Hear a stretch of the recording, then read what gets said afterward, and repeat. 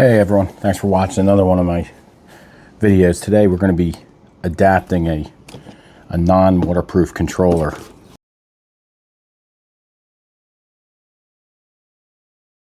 to this was actually a 10-pin Gillette motor cable.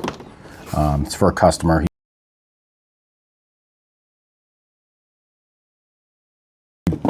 His controller went bad. He bought a little bit of a bigger one. All the other plugs are right for his bike, but this has, as you can see, the old controller was using a 10-pin matching the motor, Gillette style cable coming out, and then the new one he bought has the 3 independent leads and the 5-pin JST type connector.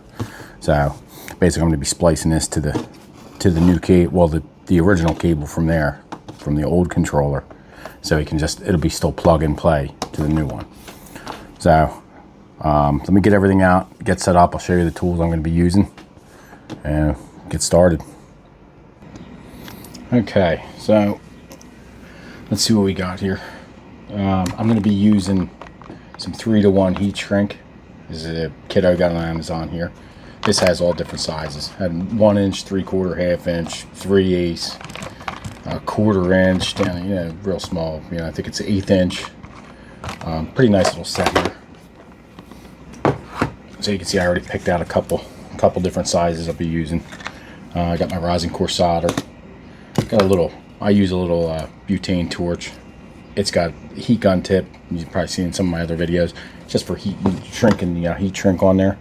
Got a 30-watt, but just a cheap Weller soldering iron. I have a little thin 1/16 inch screwdriver for popping these JST pins out, even though you could technically just cut them off. But I'm just going to try to keep as much wire as I can, so I'll be popping them out of there. And let's see, I got the solder, basically a pair of strippers.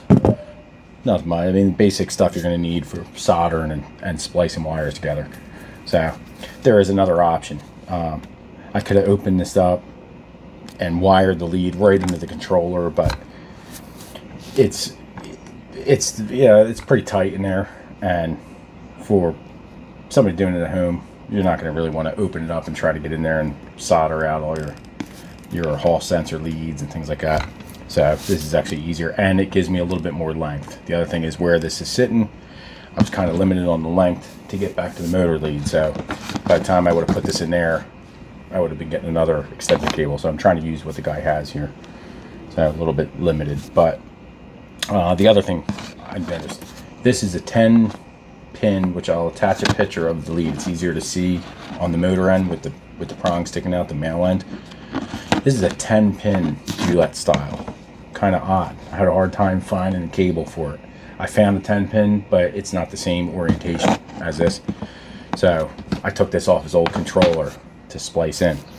Now the new controller only has the 5 Hall sensor wires, like most of them you're going to come across. Even though it's a 10-pin connector, they only use 1 extra wire in here, which I'm not going to need. So here's my basic Hall sensor wires. I got my red positive, my black ground, and my green, blue, and yellow Hall sensor. And then these are the 3 main motor leads. This is the white.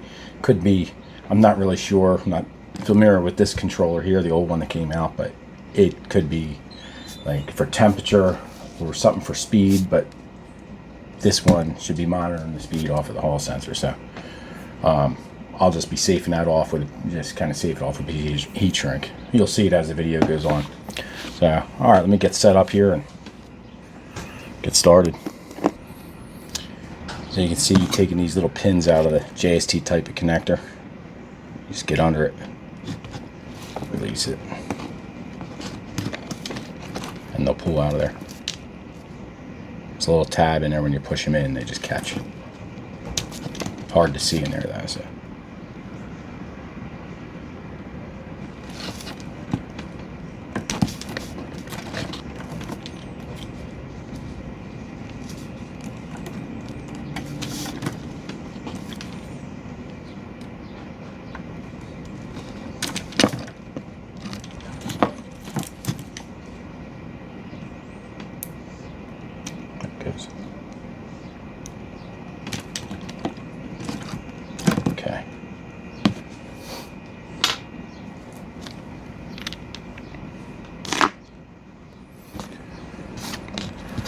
All right, so what I'm going to start with is I'm going to slide a large heat shrink up over the main cable. This is going to cover everything, and then I'll have individual smaller ones going on. So let me get this onto this cable first. It's nice when you have enough wire where you can get it away from where you're soldering, because you don't want the heat traveling back and starting to melt it before you're ready for it.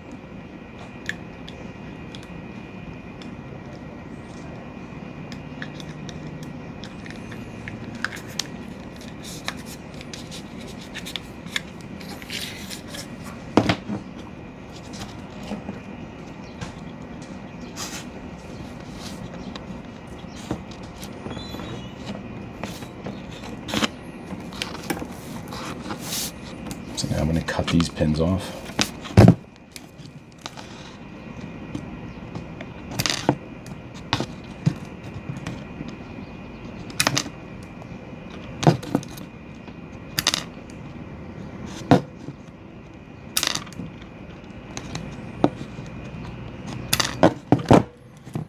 Okay, 5 Hall sensor wires. All right, so I'm going to do the main leads first.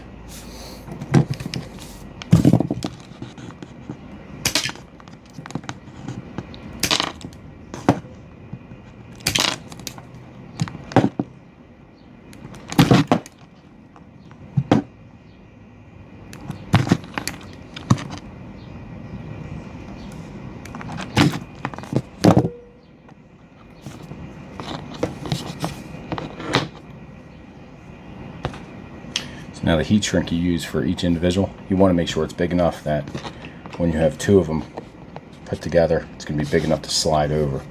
You don't want to cut yourself short after you put it on, you solder it, and you try to slide on it. If you pick 2 of a small one, you won't get it to slide on there. You have to unsolder it, put a bigger piece on there. So some of these are nice, like this is a 3-to-1 ratio. I have a couple sets I think I just picked up that are 4-to-1 ratio, so it's going to have more shrinkage. That's always nice because you can go a little bigger and you got the room to shrink down. If you're too big, it's not going to shrink tight enough and seal it real good. Like these ones have the adhesive in them, so when you melt them up, you'll see it kind of ooze out and then it hardens up, keeps the moisture out. So I'm going to try this size right here. This should work pretty good for this. Probably get 3 out of this. Okay. These ones, I'm going to slide these on here. I don't have a lot to work with, so I'll just keep them as far back as I can.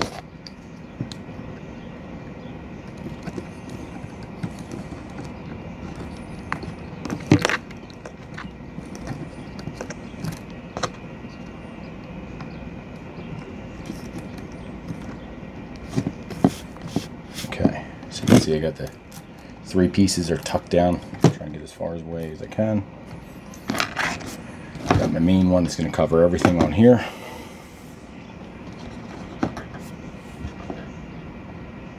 Yeah, that'll be big enough. All right, let me strip these 3.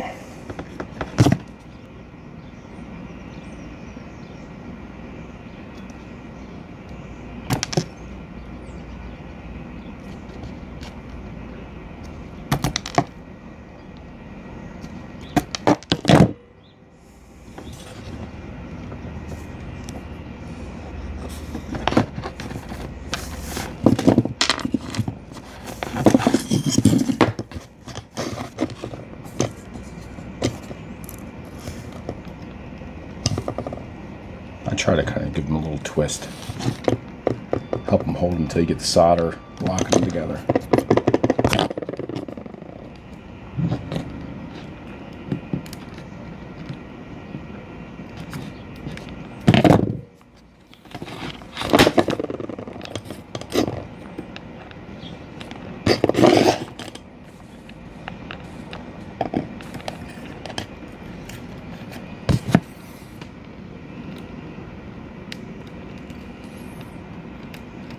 Anything protruding on it, just kind of give it a squeeze. Keep it as smooth as I can. Makes it easier to slide the heat shrinks on there.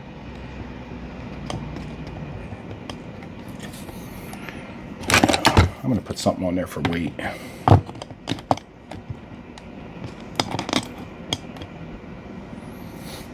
Let me pause the video. I forgot to plug in my soldering iron. Let me heat that up. Alright, it's heated up. So, let me get this, the first blue one. Put some heat on it. We'll make sure that's heated up pretty good so it pulls in the solder.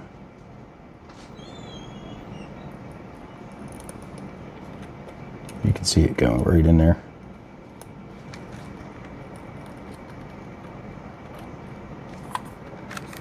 Try to get some on the bottom too.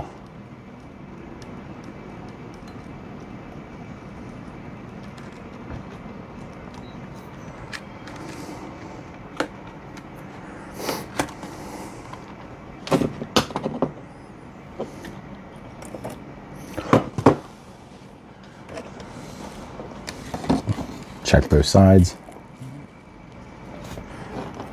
I'm going to flip it and put a little bit more on the back side.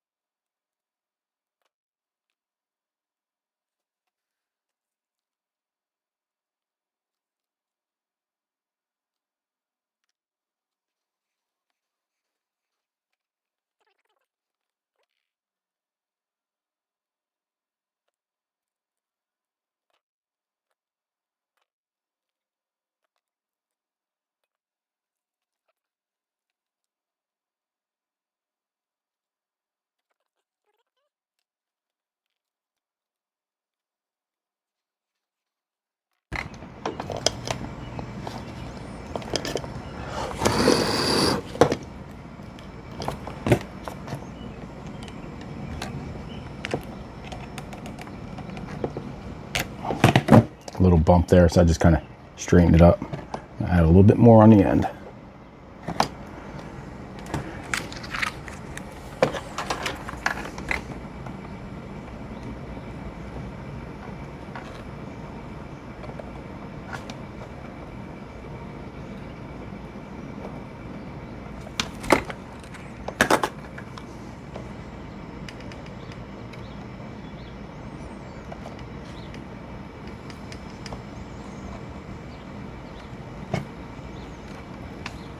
All right, I'm going to heat shrink these right up.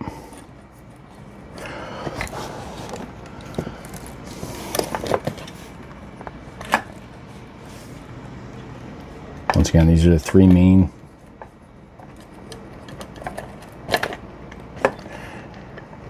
Sometimes it's better wait until they cool down before you slide them on, because if you slide them up over the hot, it'll start kind of grabbing that inner adhesive and making it stick on you.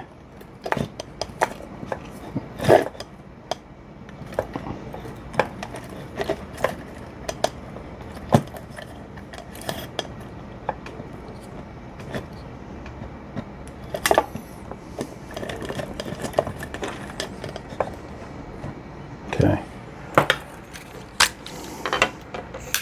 Once again, that's just the heat tip, kind of doesn't have an open flame.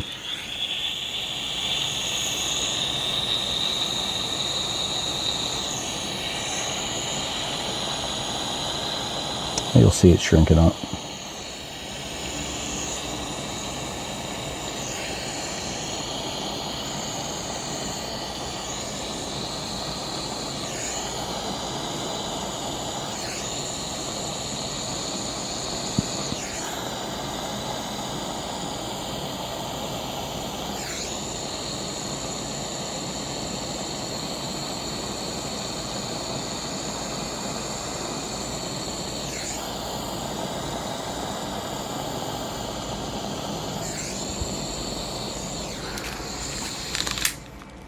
Okay.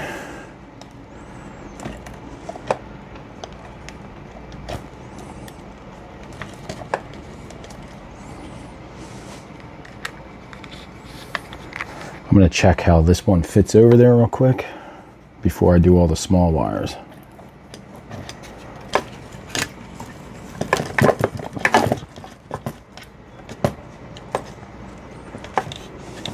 If I really wanted to keep it streamlined, I could stagger them, but this is going inside of a controller box, so.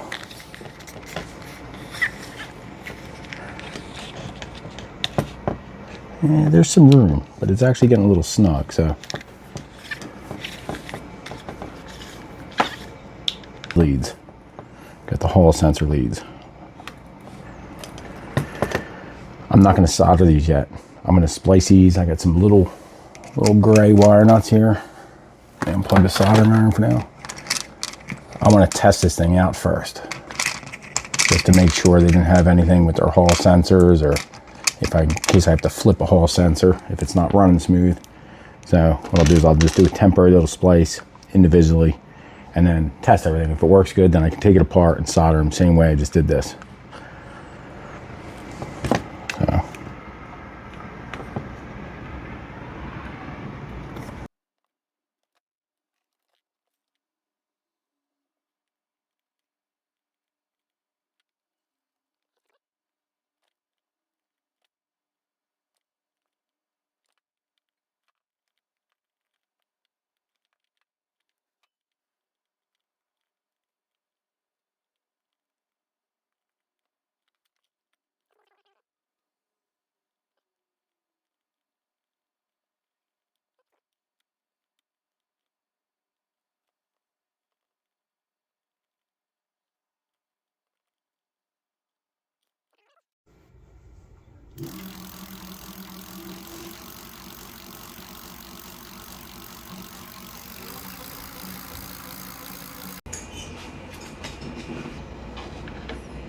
Okay, so I'm back at it. I just tested it out.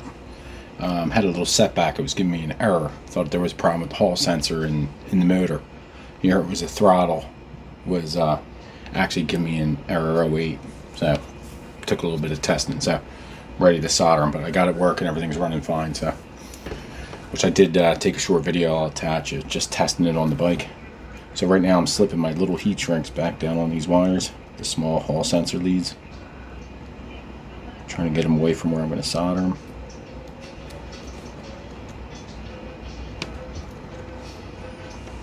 And last one. I already put a couple on.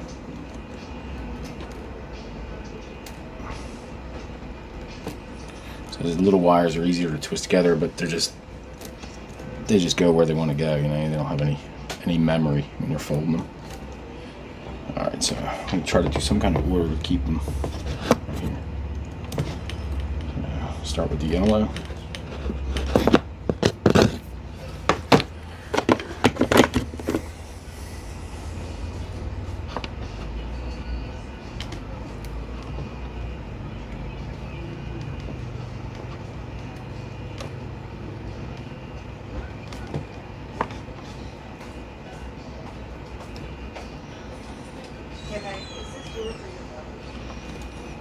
So I'll get my fingers in there.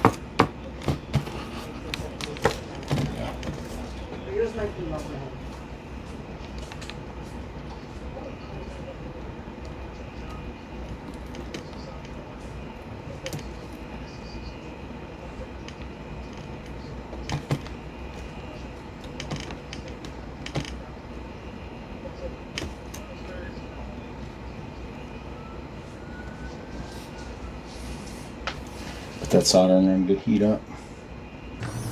Okay, ready to solder the first one. These little wires go real quick.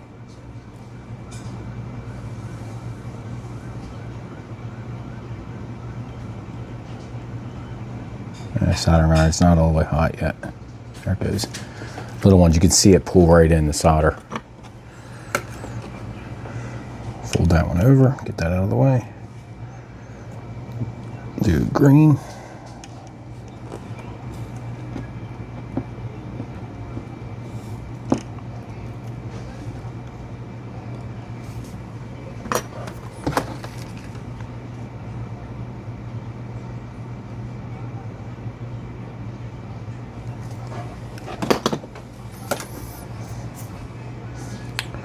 I just tin them, just pull enough solder in there until you see it kind of coat the whole thing. If you do it too big, then you might have issues with your heat shrink sliding over.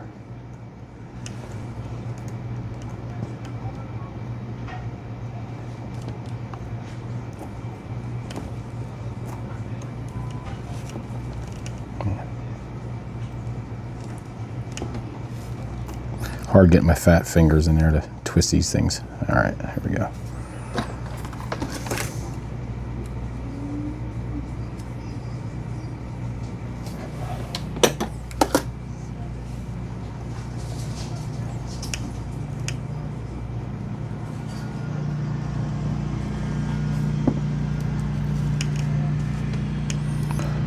Almost have to use the wire to kind of twist around the other.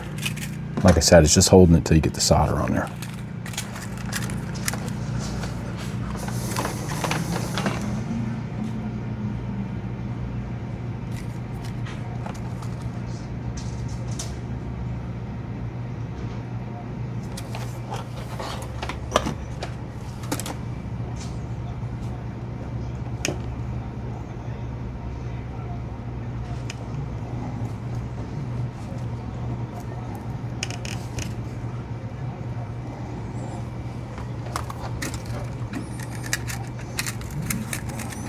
I mean, there's other ways. You know, if you cut them right, you could kind of fold them, twist them like you would if you were putting wire nut on there, solder them.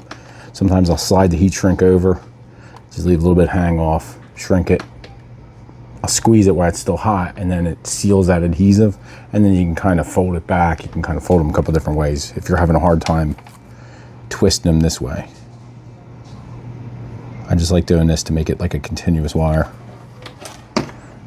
Okay, shut my iron off. Do the heat shrinks.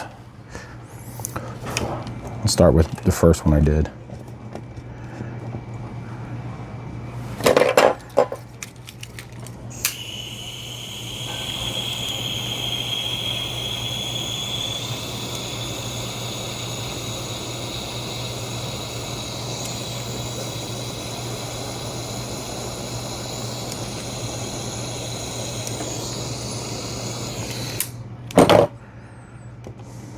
See, I pulled right over. Make it straight. If it does go a little bent while you're doing that, if you can straighten it up while the heat shrink's still hot, when it cools, it'll be nice and straight. Get them all out there. Sometimes I like lining them all up. If they stay, you can kind of do it that way. The heat that's passing by will kind of start melting the last ones. Yep. Got a little bit hanging off here. I'm going to clip that off. Big in, and you can always just give it a little squeeze.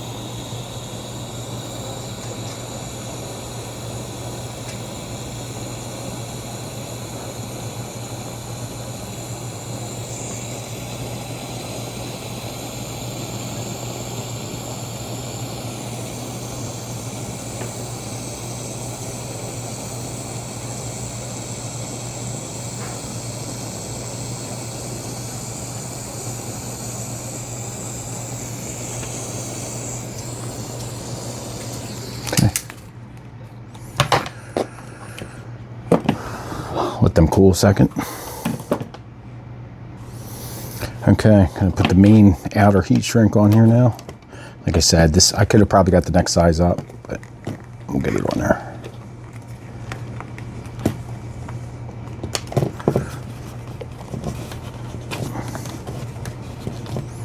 All right.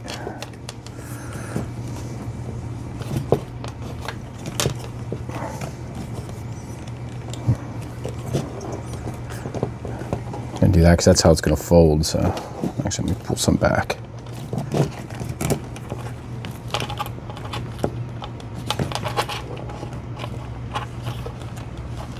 Okay, right about there. This way it'll be coming down onto the jacket.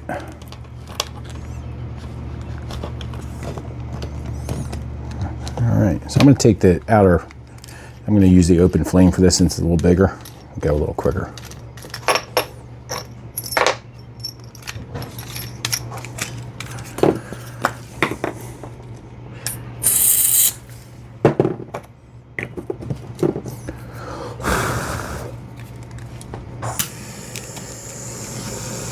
Turn my flame down. If you do have to use an open torch, just keep it moving. Don't stop in one area.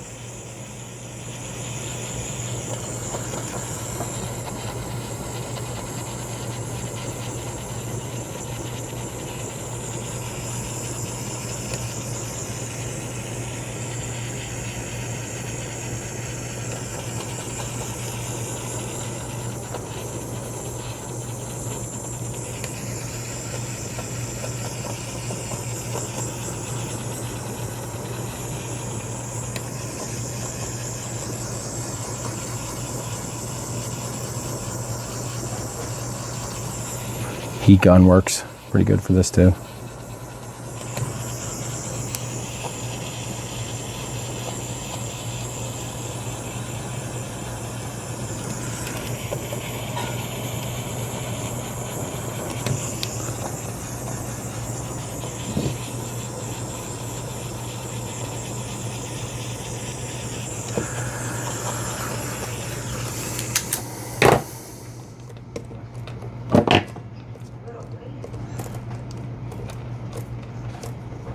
Okay, let that cool.